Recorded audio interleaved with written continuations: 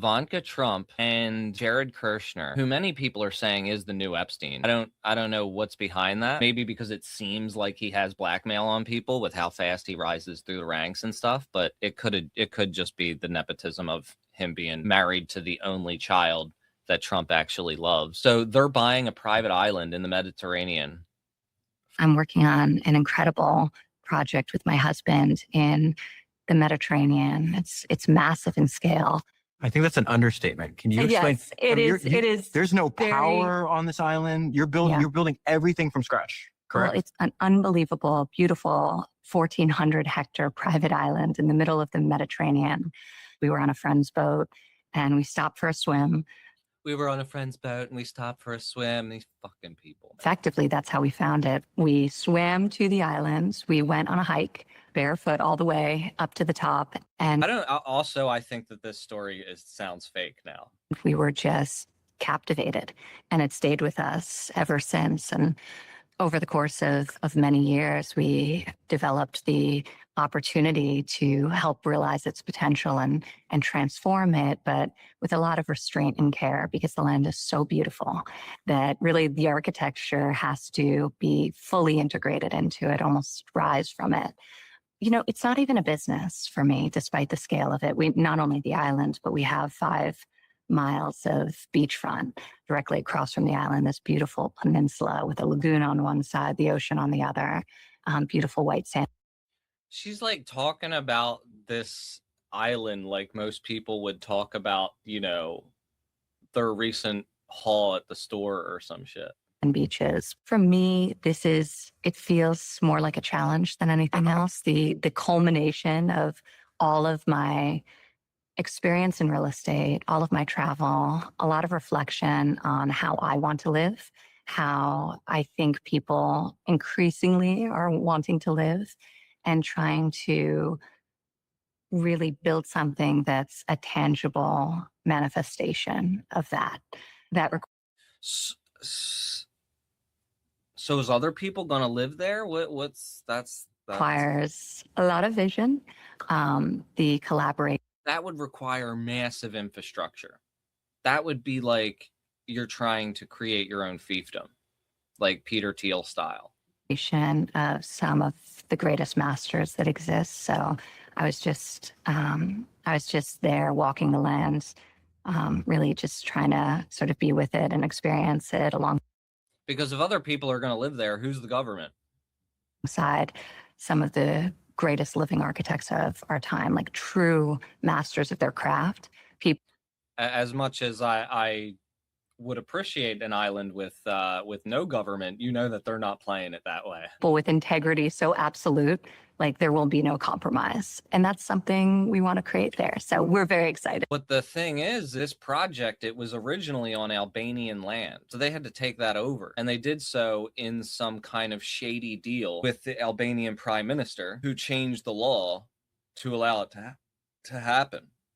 And apparently the Albanian prime minister's house, if the information I saw is correct, it was firebombed recently by a bunch of protesters who were pissed off, possibly about this. Protest against luxury resort in Albania, linked to Jared Kushner. Like, can't be reached. Try that again. See, this was that thing I was just talking about. I had seen video of this.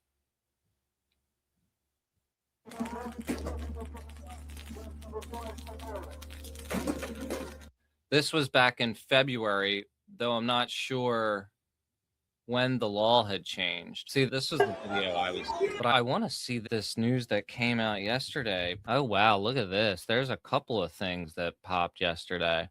Even Fox News is reporting that his luxury resort faces anti-corruption investigation. Albanians protest Kushner plan for sales on island. Like, hey, yeah, the people that are currently covering up an island where they abuse children, they want to build a resort here on your island. No wonder people are pissed. So let me there it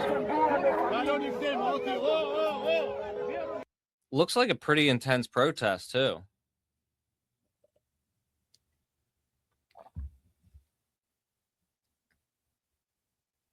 Look at that.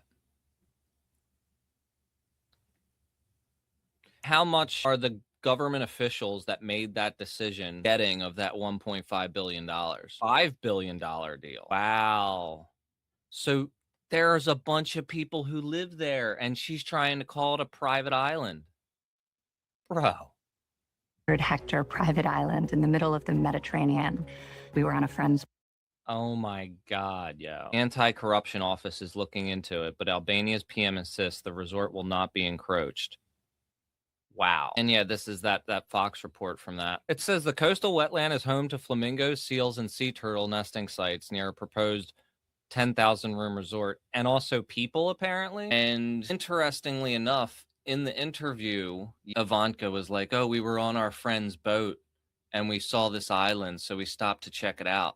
It turns out the friend's boat, the friend was Nat Rothschild. And not only that, but they ended up having a meeting with the Albanian prime minister, the person who is suspected of corruption right now, on the Rothschild boat, which is wild. Exactly. It seems like something very sketchy is going on with this.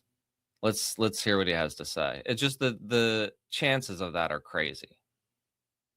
After we left government in the summer of 2021, we were on our friend Nat Rothschild's boat. We got picked up in Montenegro, and then we started sailing over to Corfu, and we spent a couple days in Albania. One of the nights there, Prime Minister Rama came to the boat. I had not met him when I was in government, but I was very, very impressed with his vision for what he wanted to do with Albania. I really didn't know anything about the country. I didn't understand the history, and the darkness of the history with the communism and the terrible leadership actually led to it being fully undeveloped as a nation. But Eddie came in. He has one of the cool things I was attracted to is the fact that he seemed like a very skilled politician, as a very strong and smart leader, but also the fact that he was an artist. I thought it'd be very cool to see what a country really led and built by an artist could be, somebody with amazing taste and great creativity.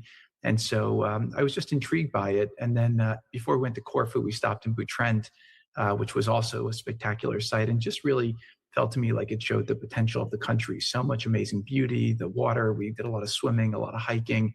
The country just had incredible natural beauty, but it seemed like a place that nobody knew or understood. And so didn't think much about it for about a year.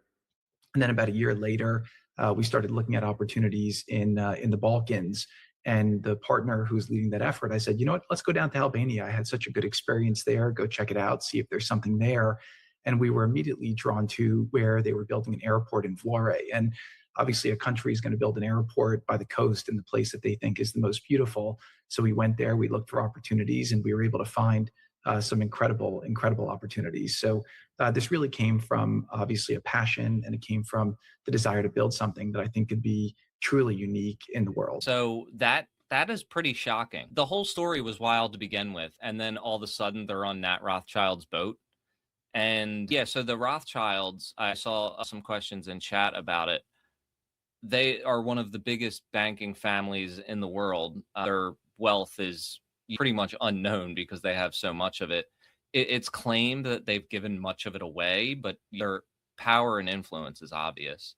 And as far as the right wing and the Rothschilds go, they try to turn it into a Jewish thing. That is probably what you were thinking. But you know, they tend to not focus on the capitalism aspect of it. And as we saw from the Epstein files, they were so deep in that, which was another surprising thing because they've managed to fly under the radar in, you know, the past couple of decades. There have been rumors about them forever, but they've really managed to rehabilitate their image and make it seem like, oh, we're just philanthropists now. We aren't involved in geopolitics at all. So that's definitely wild. I'm going to be keeping an eye on that because there's an active corruption case against the prime minister.